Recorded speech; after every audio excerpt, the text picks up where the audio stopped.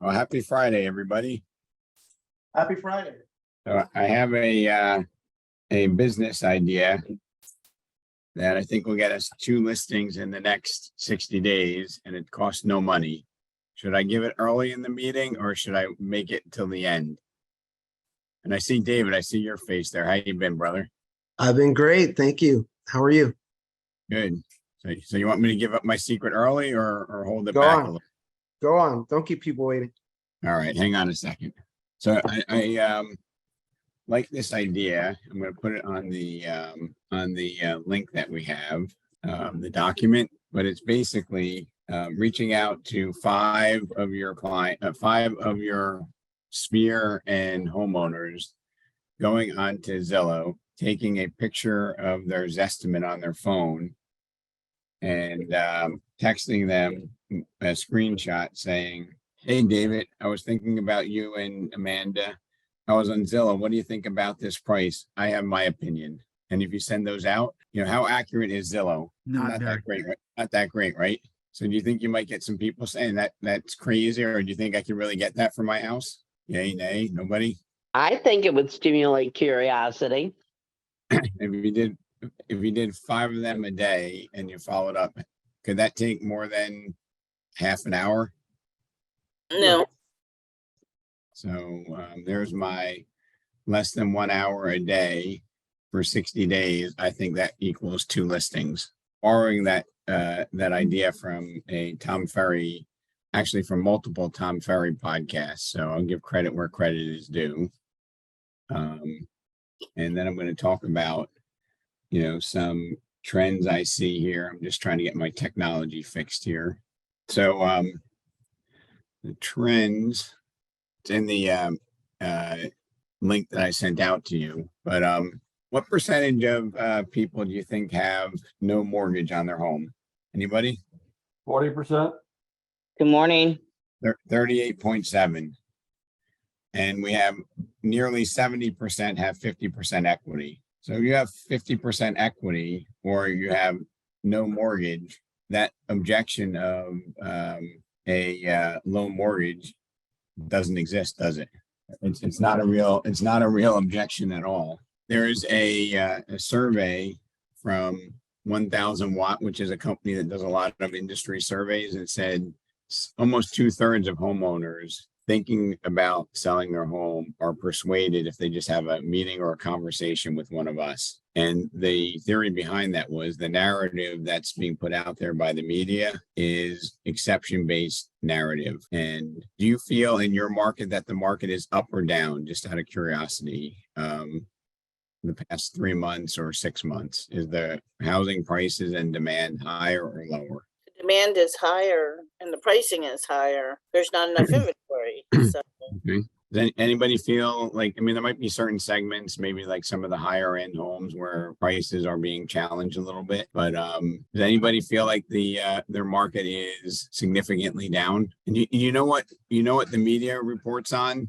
They report on the median home price, right? And there are indexes of home resales where they track them, and they're almost always at odds with the median home price. And who knows what the median home price is? Is it around 450? I know, but what does that represent, David? The median, well, somewhere in the middle, not the middle. 275. No. Okay, no. So I'm not asking the question correctly, but let me say, Ron, Eric, you want to give a shot at it? Half above and half above and half below. Exactly, half above and half below. So I'm going to give you an example of how this would be distorted. So let's say that I gave Eric 2 dimes and a nickel, and I gave Ron 2 nickels and a dime. What would the median be for Eric with 2 dimes and a nickel? 10 cents. Ron's median would be 5 cents, but the average would be off by 2 cents, but the median is off by 100%. So 5 cents to 10 cents. Do you understand the way that the median is contorted? And I think that probably, Eric, if you look at your book of business or anybody that's in the higher end, are you seeing more pressure or more challenging environment for the higher end or for the entry level? What do you think is seeing more pressure in this market? Higher end. the higher end. So if there's just a few less higher sales, then that median price is going to be distorted even more versus the average. So we should own the narrative with at least the people that are our clients, that are our sphere of influence, that are, you know, pure gold clients, that we have a duty to educate. Okay. I'm going to talk a little bit about today about mortgage rates and my thoughts on that, because things are starting to heat up a little bit. And some of the agents have been questioning me about lenders asking them to pay half a point, and why that might be. So I'm going to give it my best shot at educating you on what's going on there. And I hope I get at least a C+, because it's not the easiest topic. So does anybody have their clients that are being asked to pay some points to get competitive rates now when you weren't seeing that a year ago? A lot of them. Okay. And it's kind of a reversal of a trend that's been going on for probably 25, 30 years. Eric, have you been in the business for more than 30 years? 42. 42. So 42 years ago, it was very common for borrowers or buyers to pay points. You remember back then? Yes. And then along came the securitization of debt. And with the securitization of debt, it wasn't the banks so much lending their own money, but it was basically Wall Street coming into our market. And that gave people options to have very competitive no-point mortgages. And what I mean by that is an investor on Wall Street would say, I'll take a 6% mortgage and I'll actually pay the lender money if they can get me 6 3/8 because I'll get my origination costs back over a short period of time. Okay. Does that make sense to everybody on the call? And if it doesn't, please stop me, because it's kind of important. So Rob, when I first got into business 40 years ago, we used to put in on the seller's net sheet 5% for FHA VA loans for closing costs. Okay. Now what do you put in there? Nothing. 0. And that was the norm back then. That was the normal. Okay. So the story's going somewhere, and we're going to have a short-term reversal of fortune in terms of closing costs, but I think this is a prelude to what's going to be coming that's positive. If you study mortgages just a little bit, you'll see that there's a great parallel between mortgage rates and the 10-year treasury bond. Not the 30-year, it's the 10-year. And the reason being is the 10-year fixed treasury performs most like the 30-year fixed rate mortgage, because most 30-year fixed rate mortgages are not held to maturity. Does that make sense? Okay. And if you've owned a home for 10 years, how many times in a normal market pre-COVID do you think you might refinance? Let's just eliminate COVID. Fran Blakely, what would you think? Like, how many times would a home buyer have an option to have it make sense to refinance in 10 years, 10-year period?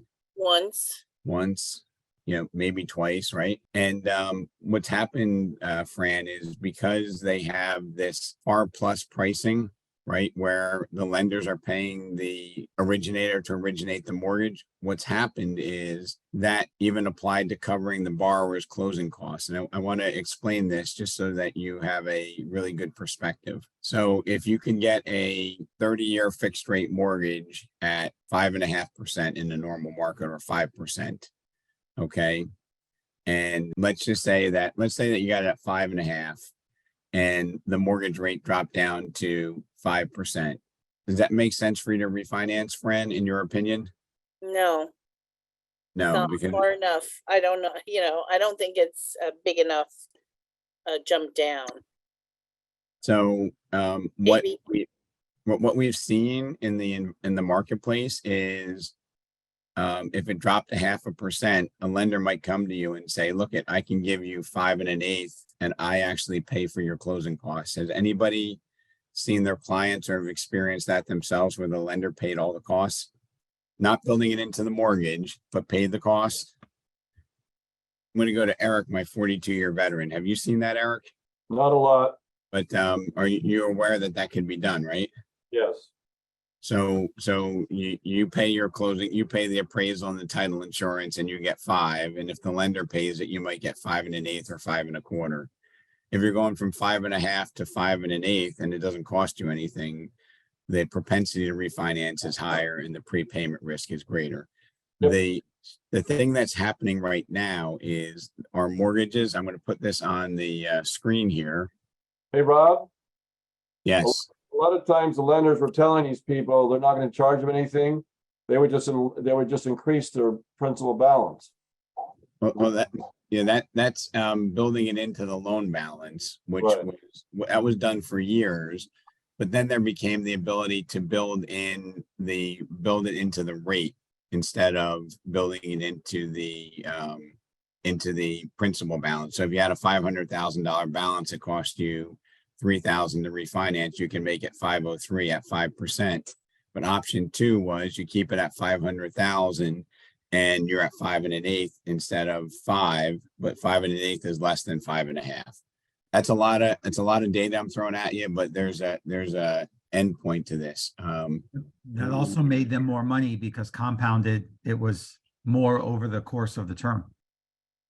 And did that extend the term of the loan?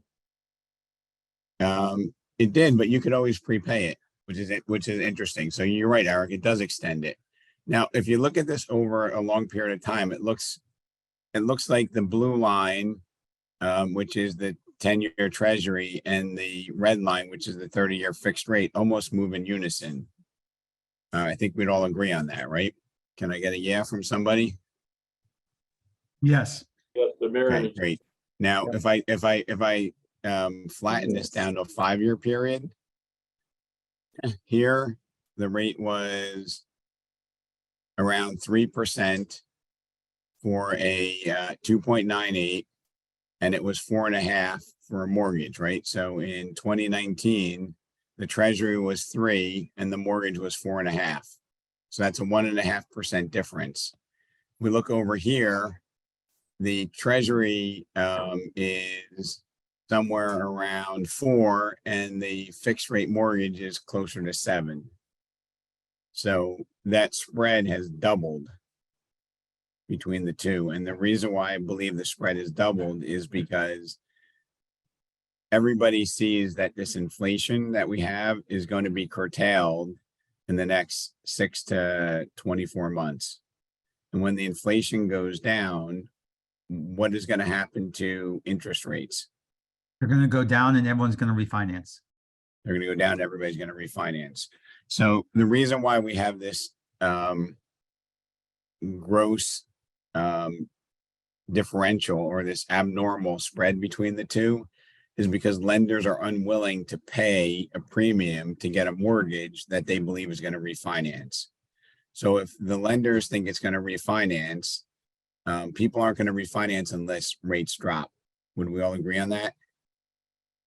So the financial institutions are de facto predicting that these mortgages that are being put on the books today are not going to be on the books for long. Not that they're not going to be in the house for a while, but that they're going to refinance once or twice, maybe thrice in the very near future. Okay. So how does this help us, and how does this help us serve our clients? Anybody have any ideas? Like, what can we use this information for?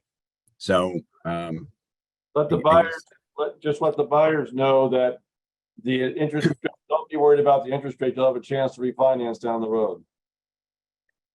correct. And when rates go down, Eric, what do you think that's going to do about prices? Prices will go up. Prices are going to go up. So over the past, 6 to 12 months, I think prices have probably gone up 1 to 3%. Yes. Does that sound about right for everybody on the call? And when interest rates drop, affordability is going to expand. There's going to be more competition bidding for few limited assets, and prices are going to rise. So if somebody wants to buy a property right now, or even sell a property and buy, there's an opportunity here because you can take advantage of rebuying at a normalized appreciation. And then when rates drop, you can refinance it and, your property valuation would be going up. And this is not directly, this is more a supply and demand, but if you look at commercial real estate, they talk about a cap rate. And if you lower the cap rate, it increases the value of the property. So if you buy a property at a lower cap rate, the price is higher. So if the Right. financing cost goes down, the market value goes up. Go ahead. Another indicator is the amount of land that developers are purchasing. Minto just bought $500 million worth of property throughout Florida. So they're preparing for this because they're going to build, and they'll have, they'll have ready-made profit in there. Mm-hmm. And so these are things that we're seeing that are happening, that are leading indicators to what's going on. But if you watch the news, what's the sentiment from media right now about real estate? Gonna Doom pop. and gloom. Doom and gloom? Would agree. So Positive doesn't sell news, yeah, positive doesn't sell news, doesn't catch eyeballs on social media, right? What catches eyeballs on social media is markets crashing, find out why, right? Exactly. So let's see. So I think one of the reasons as a company we're always successful is that we don't pay attention to those things. We're more realists. Look at it, what's really happening, and that's what's predicted. I find we just don't buy into it, and it's a lot of that is you, Rob, directing us, Rob, with your training. It's always positive, so I think that's why we excel. So maybe Colleen, if we could have a narrative saying like, hey, if you have more than 50% equity in your home, find out how you can take advantage in this market. Interesting, right? Very. And we have 68.9% of homes in the US have over 50% equity, and 40% have no debt. So for all those hopeful foreclosure specialists, I don't know if now is the time to start revving up and hiring for the short sales and the foreclosures just yet.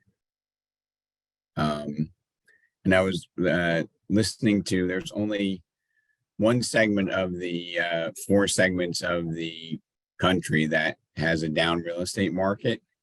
So does anybody know what, is it the Midwest, the West, the South, or the Northeast? Which segment of the country is down? Anybody? Colleen, I think it's Florida. you saying Florida's down? No. I don't know. That's what I read. I don't think so. I was just reading an article from FAR that northern Florida is booming. Like Colleen was saying, builders are starting to build a lot up here, and the prices are very reasonable. So I don't think it's Florida. I think it's probably going to be the The Northeast. West. Yeah, it's the West, It's the California. West. It's the California. West. It's the West, and it's almost solely pegged to a single industry that has had a significant amount of layoffs.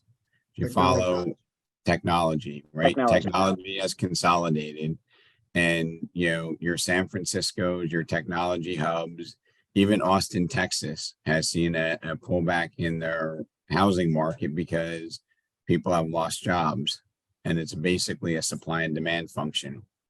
If you've lost your job, is it optional that you might have to sell your house, or is it somewhat mandatory if you can't afford it? I have clients right now who are on the market in San Francisco for 6.5, looking to move to Sarasota, Lakewood Ranch area for 3. Their house has been on the market for 60 days. They're getting very few showings, with the top team in San Francisco with Coldwell Banker doing tons of marketing, and there's just very few people coming into that market. Everybody's leaving. It's really, really hard. Yep. California used to be a really hot market. It used to be very hot. It's definitely cooled down. I just spoke to a couple people on a call earlier this morning, and they're giving a lot of negative stuff about Arkansas and Mississippi, places like that. They're barely moving any product. So I think it's beholden to us to have conversations if we're not reaching through social media and to talk to our clients. And I don't want to use the term past clients, our former transactions, our clients, and assure them that business is being conducted. If their house is not what they want, there's options to trade up, to trade down. And a lot of what is seizing the market, I believe, is fear. And what's the acronym for fear? Somebody must know that. False expectations appearing real. False evidence appearing real. False expectations also good. So, if people have fear, the only way that they can allay themselves to that fear is by having conversations from somebody they trust.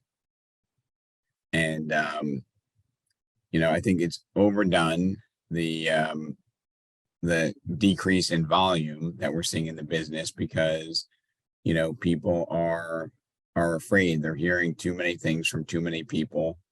I say the water cooler talk, but I don't know if there's as much water cooler now with people going to the office, but maybe it's the social chatter now, where people see the sentiment as not really being positive, and they're like sheep. They just assume that I'm going to follow and not transact because everybody's not doing it. So my challenge really is to get a handful of us here to get on. Does anybody like the idea about taking a snapshot of his estimate and sending it to their friends and their clients and saying, I don't know if I put it on here. If I didn't, I'll put it on here. Hey, Eric, I was thinking about you. I was on Zillow. What do you think about this price? I have my opinion, and don't say what your opinion is. What do you think about that, Eric? I like it. Now, the more important question is, this is the multi-million-dollar question. Will you do it? Hey, I Rob, I agree. have an idea. I agree. That's the important question. I think just contacting 5 people a day will at least give you some inventory. Well, But I like it a lot. So, some of us did this CMA a day, and I think this is maybe a substitute and maybe even an easier way to provoke conversation than providing a CMA, which is a little bit suggestive about selling, whereas this is just like, hey, let me get the opinion from some of my clients and my sphere about what they think of their estimate, which is almost always wrong, by the way. Newer agents here, it's a good barometer, but it's definitely not accurate. So, Colleen, what were you saying? I was saying that I think the activity itself is rewarding. But no, I like it a lot because it leaves a question out there. It gets people thinking. I was thinking about you and your spouse. Okay, is that a good thing or a bad thing when you think about your clients? It's always a good thing. I was on Zillow. Okay. A lot of people go on Zillow. What do you think about this price? Is pretty thought-provoking, right? I think a lot of people aren't following their home price on Zillow now, right? Because real estate's not as top of mind.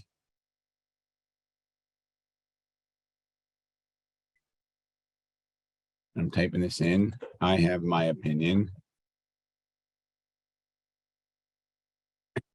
I think that would, if you sent that out to 5 people, I think you can get 1 or 2 responses.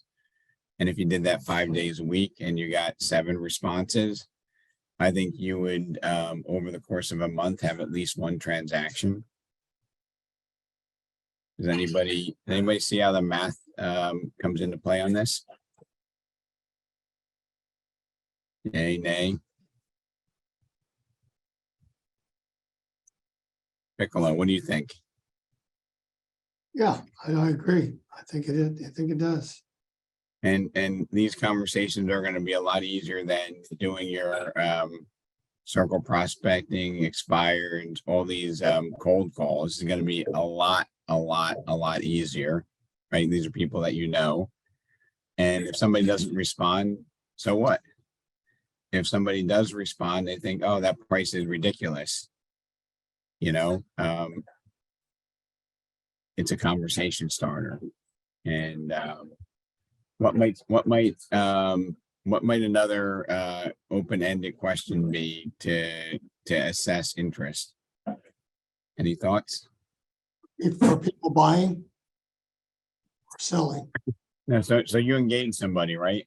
And they say that price is ridiculous. And I say, hey, Ron, what's your thought? Oh, I think it's worth at least 100,000 more than that, right? Okay, And you know, I might say, hey, Ron, if you got that price for your house, and you can move anywhere, where would you go? Right? That's not saying that they would go, but it's making them think, oh, I would move from Plantation up to Port St. Lucie, right? And I'd get a property with more ground, or I would, whatever the motivation is. Now you have a conversation going. And it's not a cheesy sales conversation like, hey, Ron, you want to sell your house? You know, it has a little bit more integrity than I like it. just being Yeah, a fisherman for a listing, right? yeah, salesman. Correct. No, you want to be a little bit more helpful. So Give them So education. I am hoping that some of us take this to heart.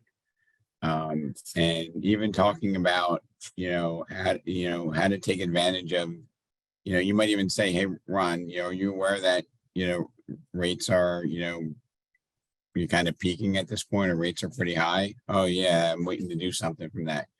You know what? It's really interesting that you're saying that, but, you have a moment and you can explain that, now might be the time to buy. And then when the rates drop, you'd be able to refinance before the prices go up and take advantage of, having a little bit of choice and getting a better price.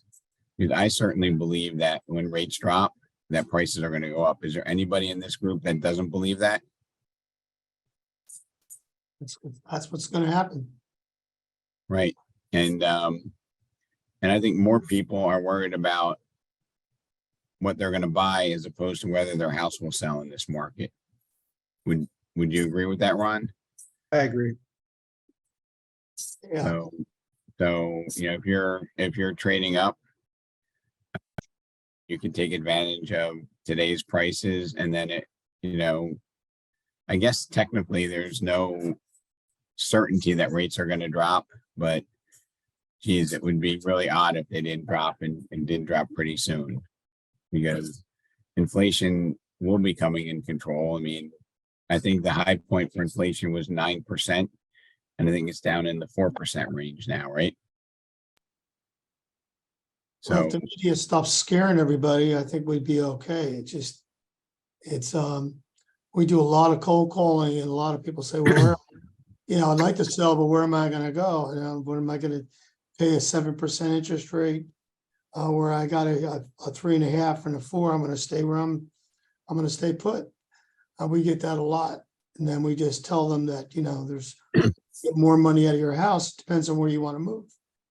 You want to move northern Florida, if you want to move out of the state, we can try to help you find some other properties and find some realtors that help you. what percentage of moves do you think, Ron, are more elective than necessary. Oh, And what I mean by that is, yeah, I know what you mean. I would probably, the elected would be very low. so right now, a lot of people that, hey, it would be nice if I had just a slightly larger backyard and I'm gonna move. That might be a little bit pressed, right? Might be a little bit tapped down. But the people who are living in a condo and are expecting triplets, do you think that they're gonna say, wow, the interest rates are high, we're gonna try to figure out how to raise 3 kids in a 1-bedroom? No, it's all needs. It's what they Well, need. What Well, about, relative too, if they've stayed there and they've been building equity, it's gonna offset the interest rate. what about the elderly that can't do steps? I mean, they might resist it for a little bit, but eventually they're probably gonna say, I need to move. Unfortunately, the people who have inherited estates, that's pretty much a necessity to transact business. Do you think, David, that people who are on the verge of getting divorced are going to say, hey, we got a 3% rate, why don't we try to stay together? Done plenty of divorce Huh? representing both sides and never. But I mean, like, if you think about this, but so in a normal market, is the elective component of the business 30%, 35%? Right? We'll call it the purely emotional elective portion versus the quasi necessity, right? 35 sounds right. So that means that 2/3 of the business should still be here. And why are we worried about the 1/3? Okay, we shouldn't be worried about the 1/3. There are people who, have needs, and, if somebody was qualified and reasonable, Ron, can you find them a house? Sure. David, somebody's qualified and reasonable about the process. Can you find them a house? Absolutely. The problem is there's a lot of unrealistic people. Like I just put a home on the market for 1.4 down in Sanibel, and they think that they're going to get something for 800,000 or 900,000 and come out ahead a little further north. And educating them on the market. Now they're trying to figure out, wait, really, where are we going to go? So I think a lot of people are unrealistic, even with beautiful homes, even with some equity. So there's just a lot of educating to do right now. What I call that, David? Job security. Because it gives you the opportunity to have those conversations with people. And if it was easy, we wouldn't be necessary. Right? So rather than say that some of these people are unreasonable, look at that as an opportunity to demonstrate the value that we have. Because I guess this is recorded, so I probably shouldn't say this, but I'm going to anyway. A lot of the real estate community lacks creativity to find solutions. They're focused on creativity to find opportunity, and instead of finding solutions. Okay, so we're all worried about, how many mailings am I going to do? Am I on Zillow? What's my social media look like, right? But in reality, if you have that client and there's no obvious choice for them to find a house where they can find it on Zillow, Realtor, or any other third-party site, we need to go next level and solve the problem and be creative to solve the problem. Keep saying this over and over again because I hope that it kind of ingrains in your head. If somebody were to come to me and say, David, I'd love to sell my house here. It's a little bit too big, but the problem is I don't know where I'd go. And your body language says, it's a tough market out there, right? Are they going to sell? Oh, no. I never come to them with, I'm always solution driven. That's Yeah, not the position. I'm not picking on you. I'm just saying if they sense that you're like, oh yeah, the market's really tough to find something, right? They're going to pick their cue by the unspoken language that they hear from us. Of course. Right. And how many times body do I hear, language is so important. and how many times do I hear people say, we'd really like to sell, but where would we go? Has anybody heard that? Raise your hand, because I've heard it a lot. right? And if you don't have a response for that, you're going to lose 90% of those opportunities. Okay. Because sometimes we're listening to what our colleagues are saying. Oh, it's tough to find a house for 600 in, this area, right? But sometimes the combination for success is educating the client, right, on what it takes to get a house and being honest with them instead of letting them think that they can buy. It sounds like you said, David, somebody wants to get something that's not realistic, correct? Mhm. When they're selling their place, they want something for 800. Yeah, And- they're selling at 1.4. They bought at 750. They want something, 8 or 900. And there's just, they're gonna have to go to a different area than they were originally thinking. That's all. I have to bring them further south, not as north as they wanted to go. So there's a solution to it, right? I mean, it's not It's our not a job lost to find cause. solutions. Never. And then- No. Right. But And then, I noticed a lot of people, like, for example, I'm the second agent on that listing. And it just happened to be the second time in a month where I'm the second agent on another listing we just sold, where the first agents didn't find the solution.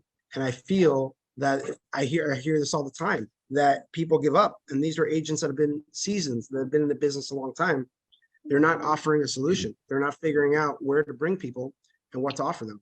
and this year is, I know Rob Garber's not on the call today, but I keep going back to like having some out of the box thought processes, and if I went to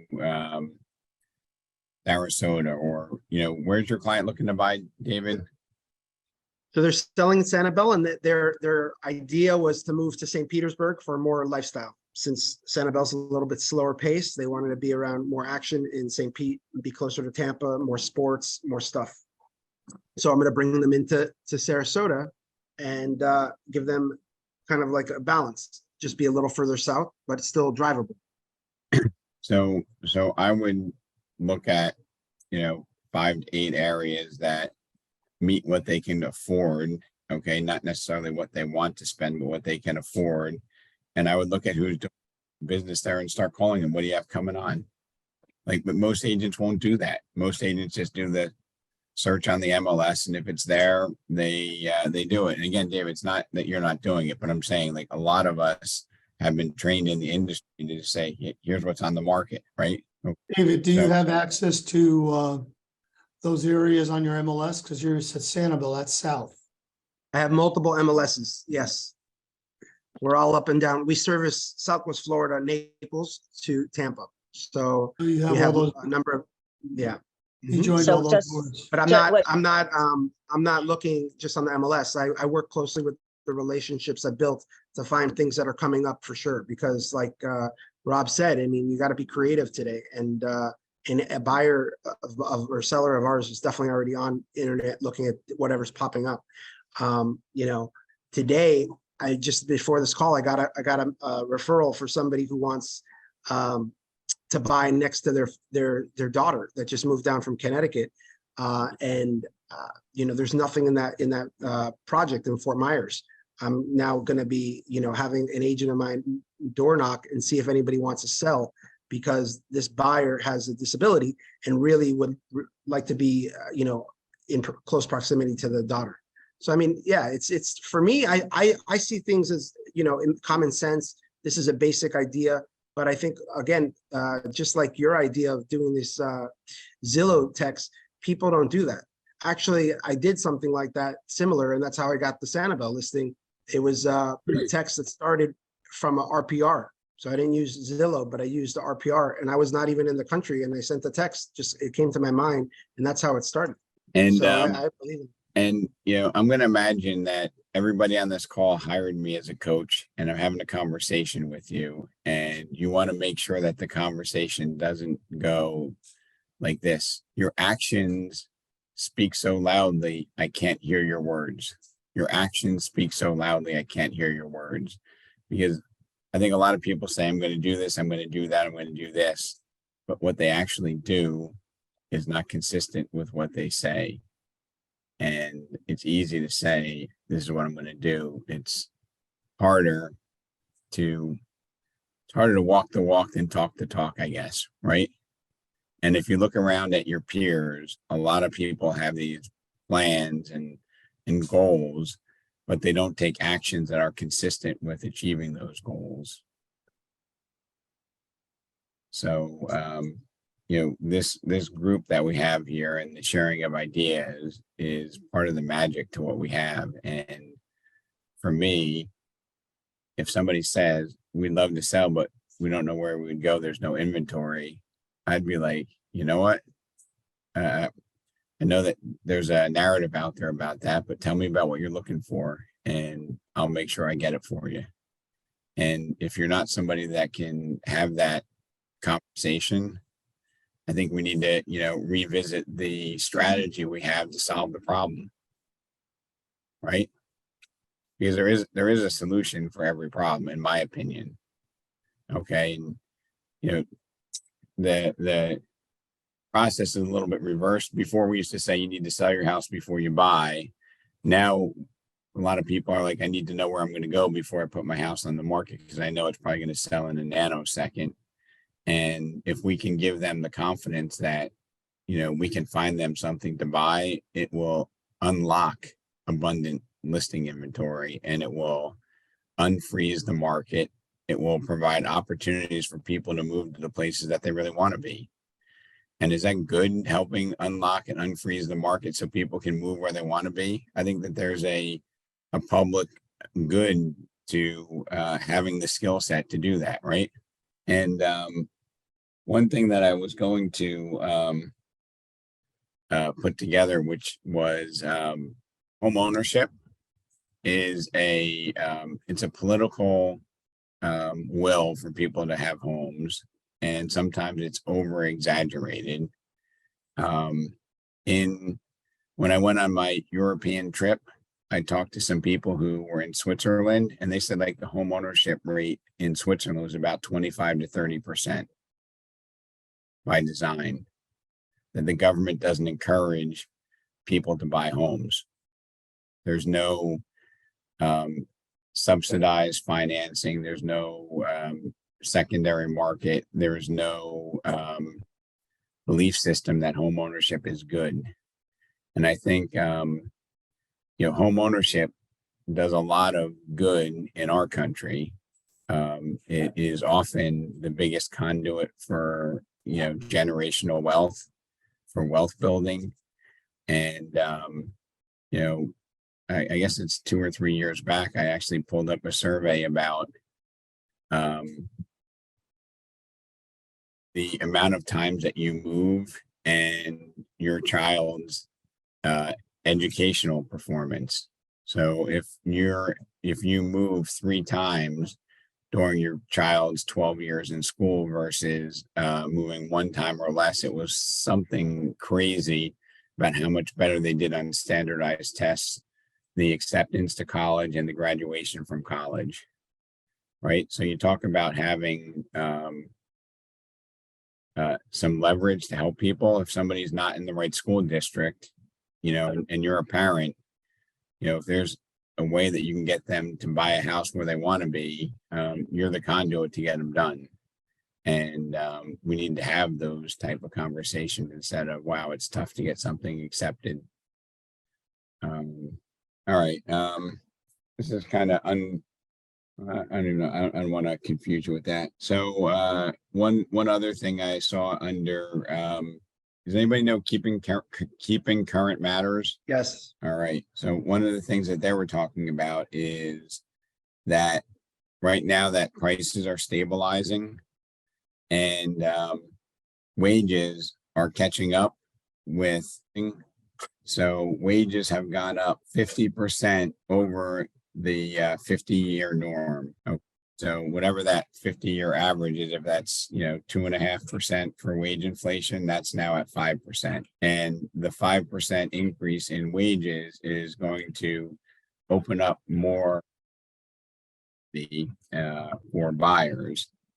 And I guess I intuitively knew that, but all I've been thinking about is home affordability is down because interest rates are up. but interest rates have been up for a little while, and the wage inflation or wage appreciation is now catching up to make home ownership more affordable, especially in double income households. So these are some things that we need to think about that nobody talks about, since the talk is all doom and gloom. Okay. Can I recommend that everybody go on their Instagram and follow Keeping Current Matters? Because there's a lot of good information that that reminds me. I take a look at that, and I actually use it in weekly conversation with clients. Little nuggets that you just drop in, and they're fantastic. I mean, David, I think, your strategy is, if you can just find information and share with people what is really going on. Like, if we can be the arbiter of reality, right, for what's happening in the housing market, not let them watch a YouTube short or an Instagram story and make the determination about whether they're going to buy or sell their house based upon, some social media glom. We might find people who it's not right for them. But if we have enough conversation, we will find the people that we're able to help now. But it requires having the information, having the fortitude, having the conversations, being honest with people, and then seeing which ones are ready to transact and do something. Yeah, I mean, for example, today, the latest thing they posted had to do with traffic for showing time, and they look back at the last 5 Mays, and it's it's all there for us. It's just I think people don't know where to look a lot of the times. And sometimes we don't know where to look, David, right? Sometimes it feels like there's so much information, you don't know where to filter it from, right? And I think most of us know about Keeping Current Matters, but we probably forgot about it.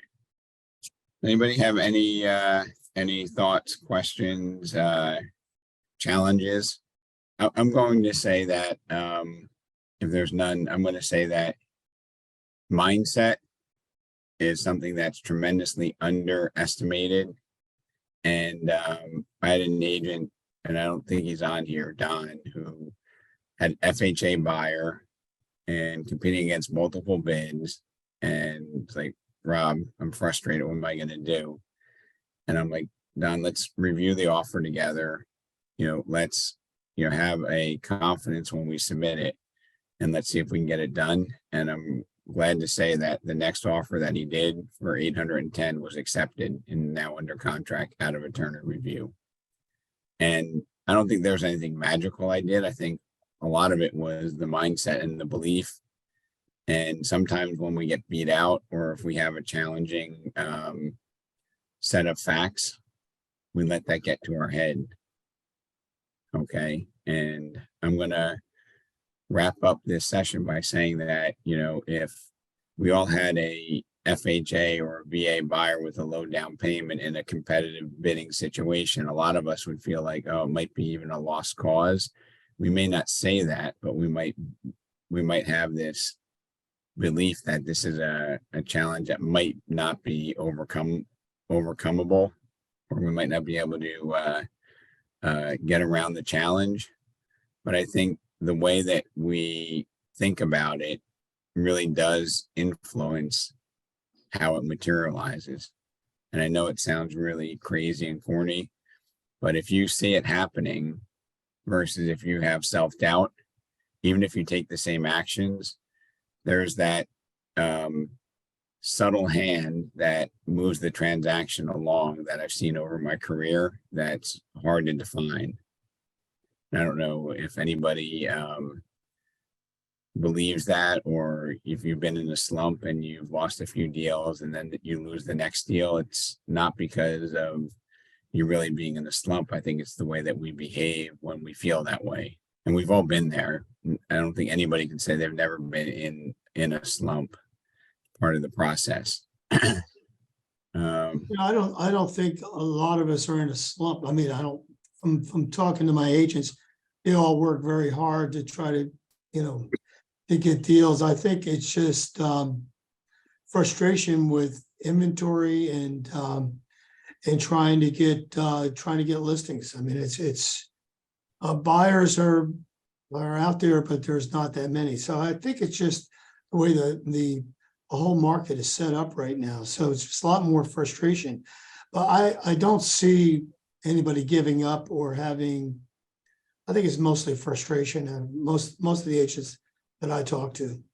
So Ron, having coached people, do you think that that agents and students of yours and colleagues, when they have conversations, there are certain areas that make them, uncertain? Oh, I hate when somebody asks about that, or I hate when somebody asks about that, right?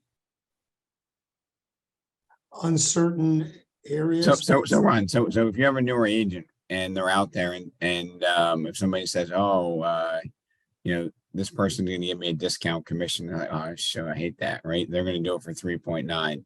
If you don't embrace the challenge, okay, then it becomes a problem. Right. And what I encourage everybody to do is look at all the objections and the challenges and the fears that you have, and then look forward to seeing them materialize and solving them. So when somebody says, if I sold my house, where will I go? For me, I light up like a candle. That's not a problem.